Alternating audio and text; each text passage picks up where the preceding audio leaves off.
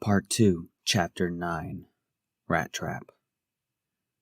Slow rushing wind slipped between my ears as I lay unconscious somewhere unknown. The clean fibers of a soft carpet plucked at my arm hair and selfishly collected my fleeting warmth. A series of rapidly flashing images invaded my eyelids and assaulted my senses with screams, voices, and hysterical tears. Faces of children, dirty and unspeakably sad, locked in a room with minimal light and comfort. Soon, aggression infected the air, and chaos ensued. The children became hostile, eyes red and teeth gnawing. A piercing ring filled the air, and the room became black. A fearful burst stabbed my gut as the vision settled, and I found myself living in this scenario. A group gathered around me, or rather, the person whose eyes I stared through. They cruelly taunted. Their disembodied voices offered a limerick I could not interpret, but experienced degradation from, regardless. My mind kept pace with the motion of this ghost and watched as the group pressed my body to the floor. One single, heavy-set kid without a face hovered above as my arms were restricted, and he revealed a broken shard of glass. Struggling was useless, as the glass cut deep into my chest, arms, and legs. I felt the intent to hide these wounds from some overseer. I felt no pain, aside from that of enduring this macabre scene. The intent shifted, and a callous sneer sharpened the lack of his face. A final cut was inflicted, one set distinctly apart from the rest, deeper. Then I watched in disbelief as a purple filter flooded my vision, and the blood quickly followed. Every child in this open room was slaughtered. The scene lasted all of 43 seconds, but to me it felt like an hour. This estranged, disturbing vision ended with my gaze catching a vivid reflection in a mirror placed high above the mantel of a stone fireplace. The body my spirit inhabited was that of a little boy with shaggy brown hair and a fresh cut on his cheek. A soft hum ignited in the background of complete darkness. Then, a fragile ping determined my location and gently plucked me from the veil. Another metallic tick echoed from a place I knew. Inhaling as if it were my last breath, I awoke crippled on the floor. Reality settled in around me, and another ping slipped through the cracked living room window. Wind chime, I declared with a dry mouth. I'm home? Leaning my head to the side, I confirmed myself to be prone on the living room floor of Tansu's house, just behind the couch. Can you move? Alice spoke. I winced. Yeah. My voice strained. Sitting upright, I allowed the blood to rush to my head before looking around. I was definitely back home. This isn't a dream or illusion. A nauseating bubble circled in my gut and incentivized me to remain seated until it calmed down. How did we get here? I asked out loud. She pondered. That Tuffle. He opened a rift and tossed us in. She explained briefly. What's a rift? I asked. At the same time, I touched my face and observed my hands. There was no blood anywhere on me. Exactly what you saw, a doorway.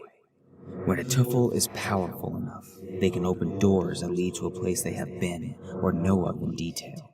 An easy way for us to get around when we become whole. Whole as in no more human? Sparkling skitters continued to run up and down my skin. If it's a way to travel, then why did it hurt so bad? Human souls aren't supposed to be there. It's a crossroad of energy that directly conflicts with what's left of your purity. It's complicated. I'll say. I sighed. Then it hit me.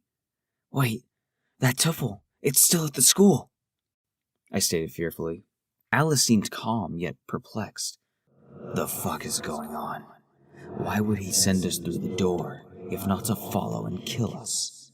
Am I crazy, or did it seem like he was saving those people from me? I laid back down, spreading my arms wide across the floor, staring at the ceiling. Shit. I think you're right. I didn't get any hostile vibes from him. Not malicious like Destro. She grumbled to herself while I allowed the opaque scene at school to play again. A bitter heat in my gut started to annoy me, and I leaned into that frustration. Alice, what the hell were you doing back there? She rolled her eyes. Doing what I'm supposed to. What we're supposed to. No, I told you, we aren't supposed to attack people. What you did to Stacy and Kel. My fist bound tightly.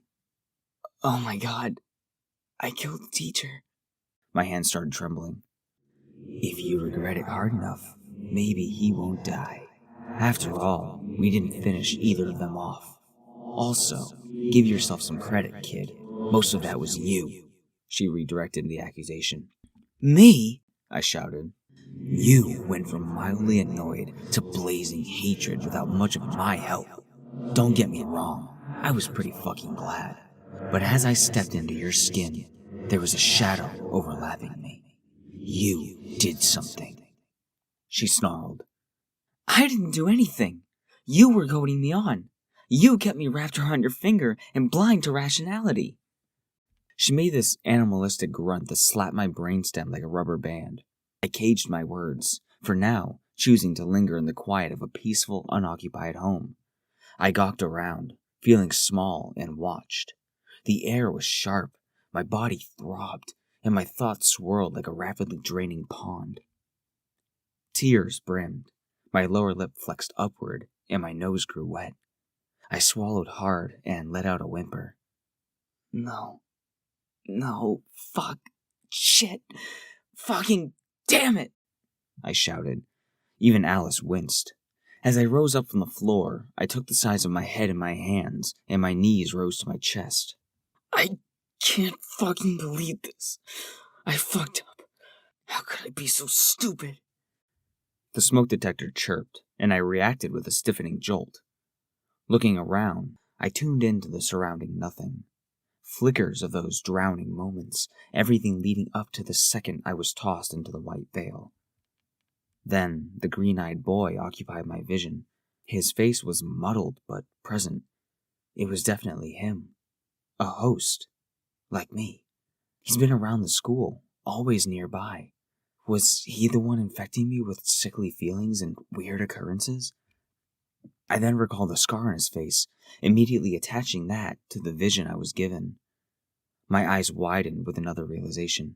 What if he's been watching me for Sin? Or someone else? Alice squinted. What? That boy. The Tuffle. I've seen him around the school before. I remember Stacy giving me shit one time, and he advised me that I shouldn't let her get to me. Now he shows up as a demon and protected the school from your rage? It's pretty unlikely for a Tuffle to just go to school. Hosts don't usually live past the first week or two, like I said, before enough of their soul is shredded away. So, unless he's fresh like us, or defective, I can't hazard a guess as to why. Do you think Sin would employ him to watch over us? Why the hell would he do that? I breathed lightly through my nose, feeling returning to my body. I have no idea. There's a lot of mysteries regarding Sin in my life, so I'm more worried about the fact that I haven't sensed anything since Destro. Maybe your sense isn't as good as you thought, I joked. I will eat your tongue.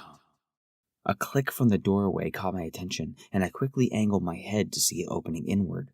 A sharp release of the bus's brakes entered the house as Tansu stepped inside the short hallway, looking rattled. She immediately noticed me on the floor and dropped her bag by her feet.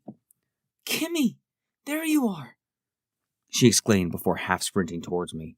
I sat up quickly, and she instantly threw her arms around me, embracing me in a tight hug. My arms hovered a moment before hugging back. Tansu, what are you doing here? I made a crude face and then slyly eyed the nearest clock. It was 2 in the afternoon. She pulled away and took a step back, dropping her bag to the floor. She pulled away, shaking like a leaf. Her face and nose were red as can be, and the look on her face was shock and horror. We were so worried. What are you doing here? When? She asked. Thinking on my feet, I stammered. I Got a ride from the nurse a little bit ago. I didn't feel good, and lying on the cool floor was helping. I awkwardly brushed it off, pretending. Why? What happened? You don't look so good. The whole school was on lockdown for hours. We've all been stuck in the auditorium. You need to call Joey. He's worried sick. Okay, I will, but you didn't tell me what happened. Stacy got rushed to the hospital, and Mr. Kell is...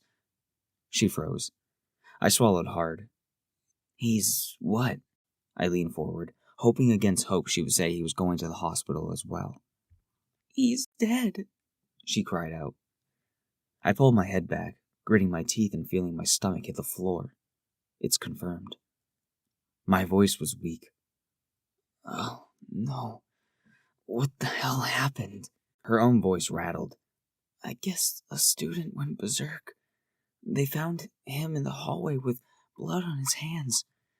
They locked the school down and we all gathered, like I said, while the police and ambulances came, she said fearfully. Did they catch him? She shook her head no. I added, and that's all they saw, was this person? I think it all happened so fast. Joey found me when he couldn't find you, and we both stuck together, moving through the crowd, just searching. I closed my eyes, tired, thinking. Are you all right? You seem really shaken up, Ton, I asked kindly. Well, yeah, I'm shaken, she spiked. How could something like this happen? I sighed.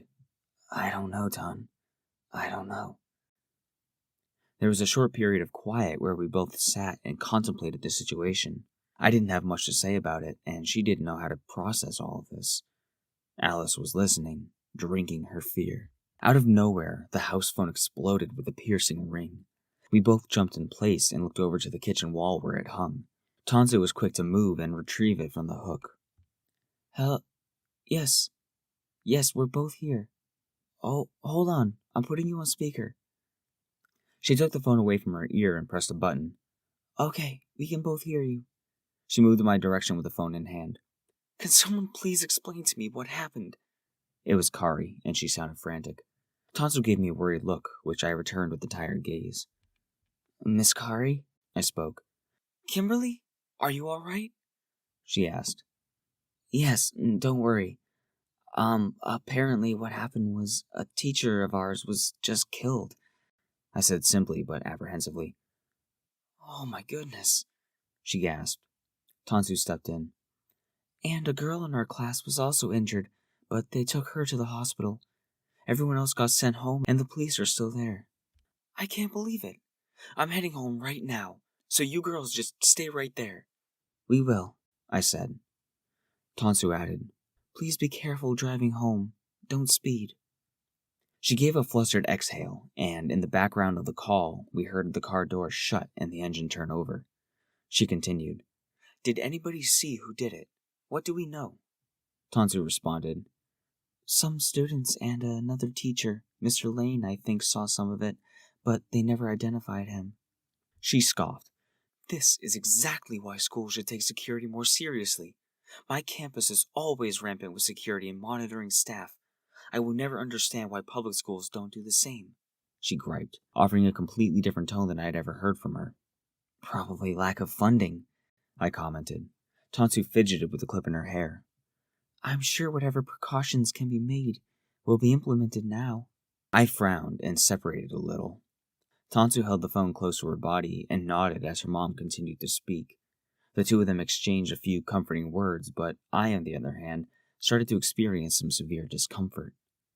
At first, it started as chest pain, which restricted my breathing, then escalated to a pounding crack behind my ribs that crawled all throughout my joints and muscles. I started to rock back and forth, hiding the pain as best as I could, but my irregular breaths gave me away. Tansu looked over. Kim? I panted. I'm fine. Mom, hold on a second. She cupped the mouth of the phone. You don't look so good. She placed her hand on my forehead, and her brows raised with the heat emitting from my skin. You're on fire. Here, let me get you some water. Tan, please. It's all right. I I feebly excused. My entire body was experiencing some astronomical shock. Mom, just get home when you can. She spoke into the phone quickly. Lock the door, sweetie. I love you. Kari answered. I love you too. Then she hung up the phone. Hastily, she jogged over to the counter and retrieved a clean glass, then ran the sink until the water became cold. Meanwhile, I was struggling to keep the stifling pain inside. Hot knives pressed against my stomach and lungs and almost made me pass out. Those old, acquainted, haunting voices returned, and I knew exactly what this was. Alice was absorbing Kel's essence.